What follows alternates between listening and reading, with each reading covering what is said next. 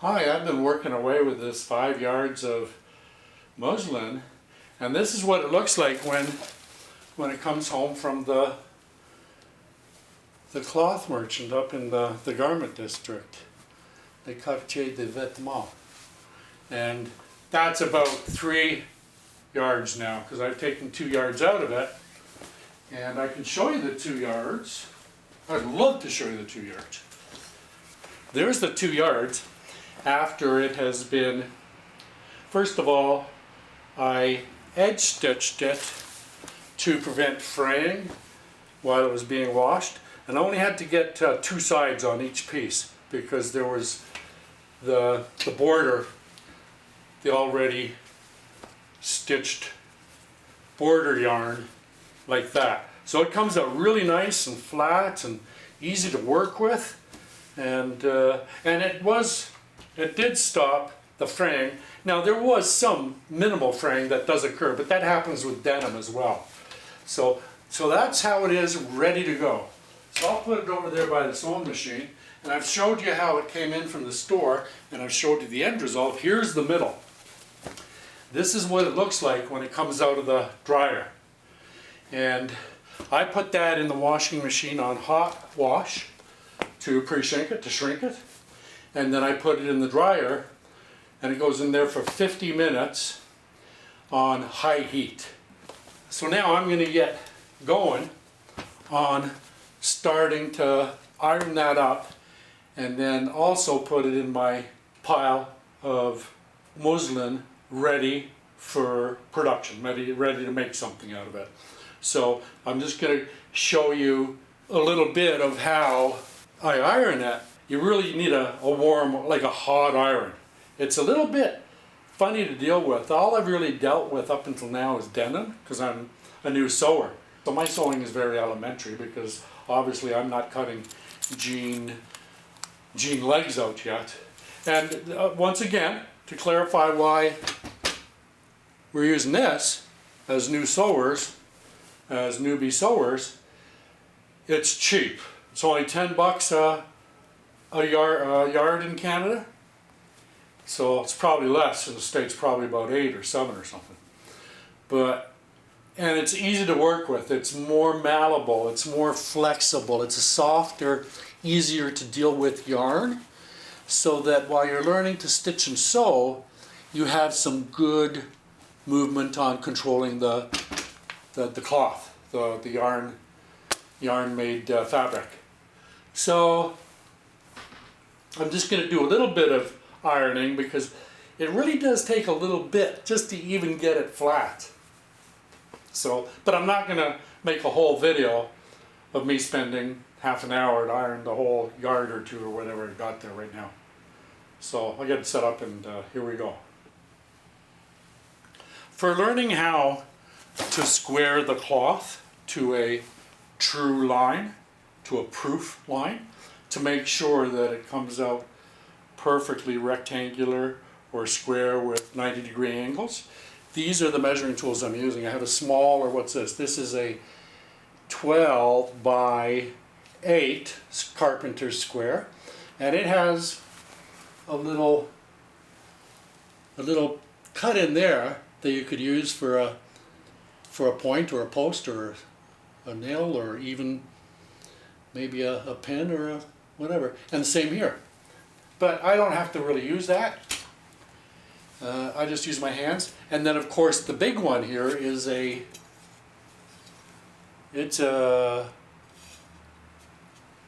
what, I thought it was 18 inches. It's only 16 inches that way, but it is how long this way? It is 23, 24. So it's 2 by 16, it would seem.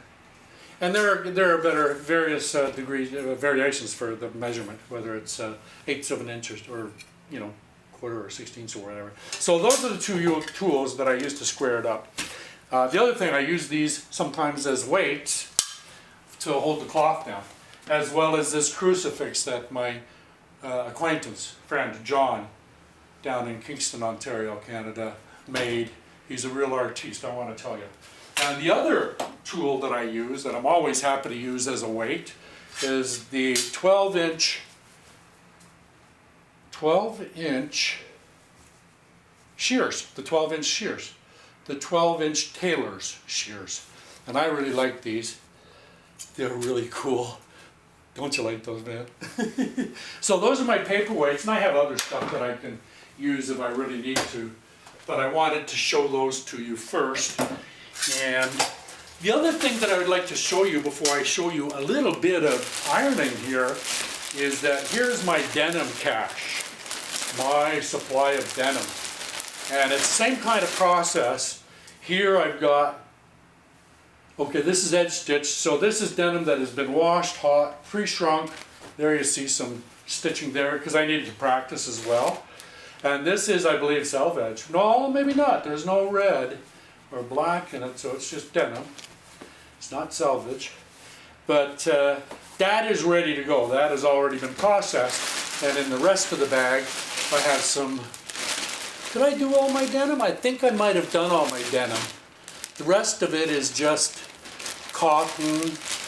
And there's some interfacing, some black interfacing. I haven't used that yet.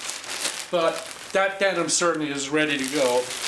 And I have enough denim for probably weeks because I have to use this to learn how to make the jeans. My first pair of jeans that well, the parts, it's gonna be a while. It's gonna be months before I make an entire pair of jeans. And I've given myself a year or less. But I'll be able to gauge it as I go along, you know, and I'm also having to start setting out, like, you know, how many steps between now and a year there will be to make this. So I've got the iron hot, still has water in it, and I'm still filming. That's a good thing too, because sometimes I yap on and show stuff and then I realize that the video was never turned on. And there I pressed the steam button and it pushed steam out. And when it pushes steam out, the steam comes out the front of the iron plate and it comes out the sides. It doesn't necessarily come out the back. And the reason I tell you that is because sometimes I have to remember to keep my hands and fingers away when I hit that steam button. In particular, if you're a fella that sometimes irons with no shirt on, which is not really safe. I would suggest that you always have a shirt on when you're using a steam iron because it's easy to forget and then get steamed. And it's hot and it's instant. It's not just because it's a slow-moving cloud or you think it's a slow-moving cloud, it isn't. Anyway, enough preaching. Let's do a little bit of ironing and show you how nice and flat this comes. But I wanted to mention that, a little bit about steam safety, and I also wanted to mention about the measuring devices I'm starting to learn how to use, and that I also use some of those measuring devices if they have a little bit of weight. I use them as weights to hold the cloth still while I try to stitch or iron or whatever. And you can see that it's starting to flatten out, but it's not one pass.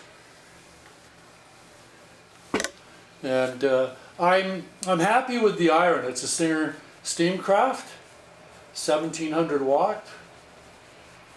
And the first one, even though I didn't abuse it, the first one died.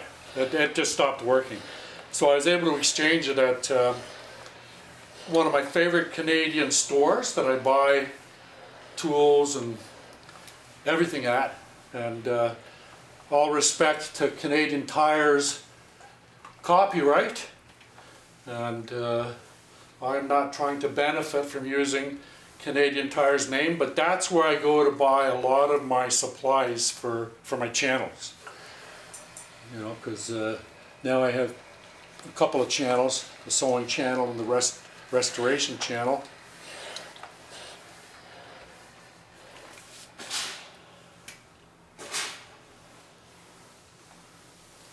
So I've I've done that side, it's still a little bit wrinkly, so I'll just turn it over.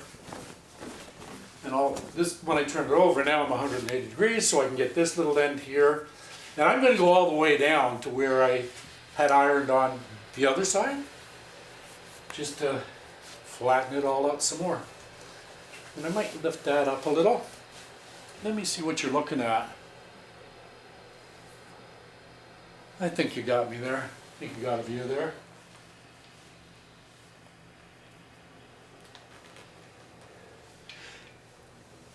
What I enjoyed about doing the edge stitching before I threw it in the washing machine so it wouldn't fray as much as it does,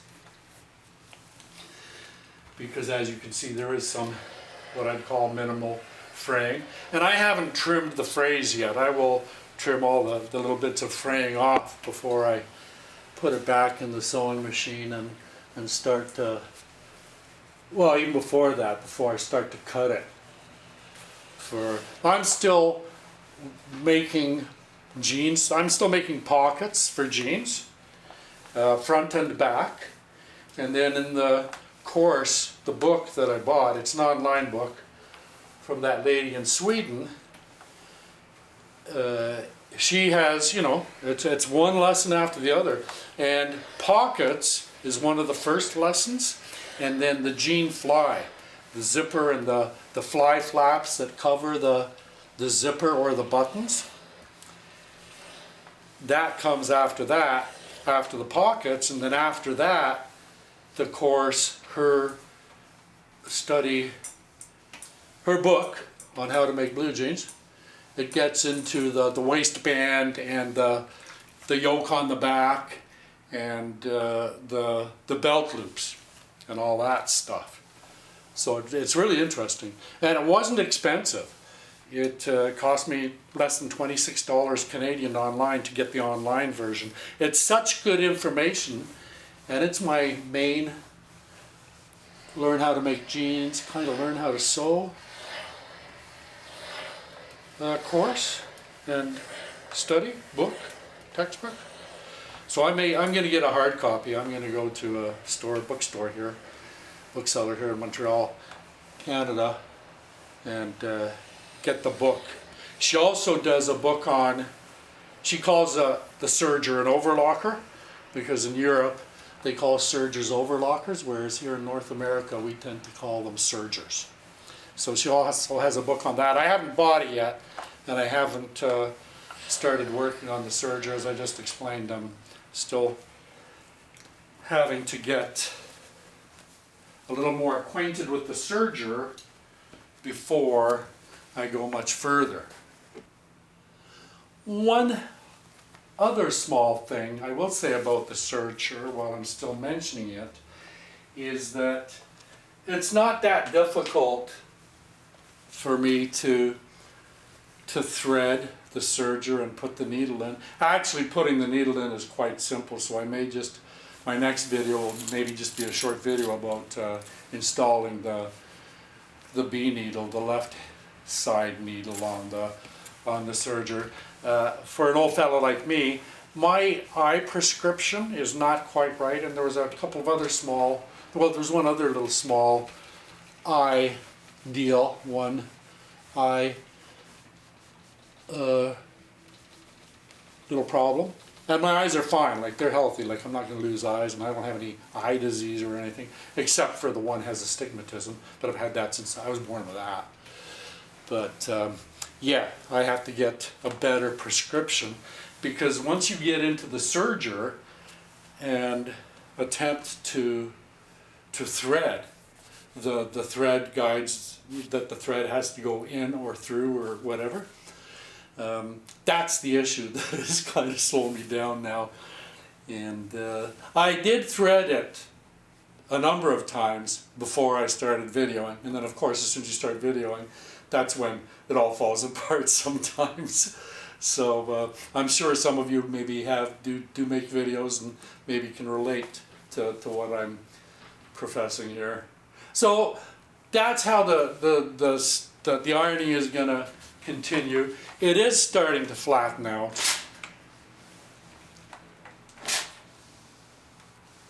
when I wash my jeans, I wash them inside out, and same as when I iron. I iron them inside out, and I usually use, where's my green ironing towel? There it is over here. I usually use this no account dish towel that I've had forever, and I put that over the jeans as well. You've probably seen it in my jean ironing videos. Anyway, gals and guys, ladies and gentlemen, my wonderful viewers, subscribers, likers, and notifiers, that's this little ironing video where I talk about ironing and ironing safety a little bit, and about hot water, washing and drying and all that good stuff. So it's December 30th, 2024, the day before New Year's Eve. Stay safe, have fun. You know, you guys are great. I'm so grateful for you. I love y'all, really. Thanks for coming here. Thank you, viewers, subscribers, friends, and you take care of yourselves, and we'll chat soon on a video. Adios, amigos. Alrighty, so I finished this last bit of ironing. That was the last bit. This other stuff was already done, right, that I showed you earlier. So now that's my pile of muslin ready to teach me how to sew jeans. Thanks for stopping in. I appreciate it.